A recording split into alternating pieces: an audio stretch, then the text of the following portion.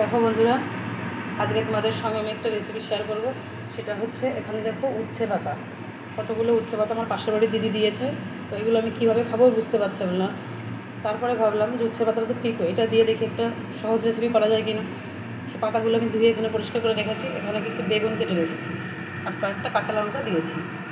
এবার এখানে আমি কড়াতে তেলটা গরম করে নিলাম। এর মধ্যে আমি একটু রাঁধুনি ফোড়ন দেবো। তো খিচুড়ি তো হবে, কিন্তু খিচুড়ি ভালো লাগে।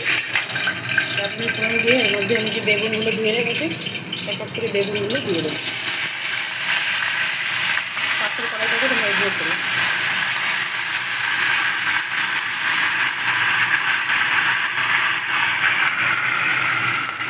বেগুনগুলো দিয়ে দিলাম, এর মধ্যে একটু হলুদগুলো দিয়ে দেবো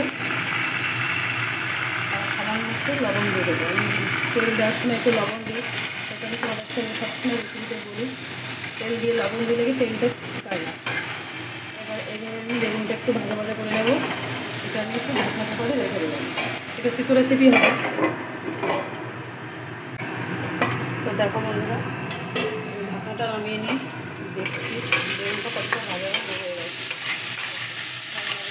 বেগুনটা সিদ্ধ হয়ে গেছে।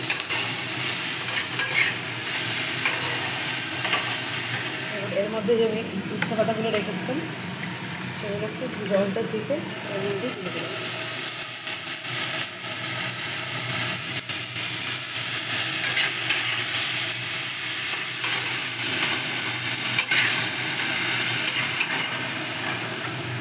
সহজ রেসিপি, কিন্তু স্বাস্থ্যের পক্ষে খুবই উপকারী। দুটো খাওয়া এমনিতেই স্বাস্থ্যের পক্ষে উপকারী। স্বাস্থ্যের পক্ষে নিজের দুটো খেতে গেলে ভালো হয়, রক্তটা মেনটেন থাকে।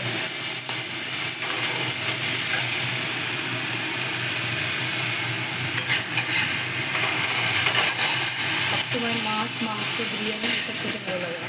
মাঝে মাঝে এরকম কিছু কিছু জিনিস করলে একটু টেস্টটা বাড়ে। আমার ছেলে, আমরা সবাই পিঠে খেতে খুব ভালোবাসি।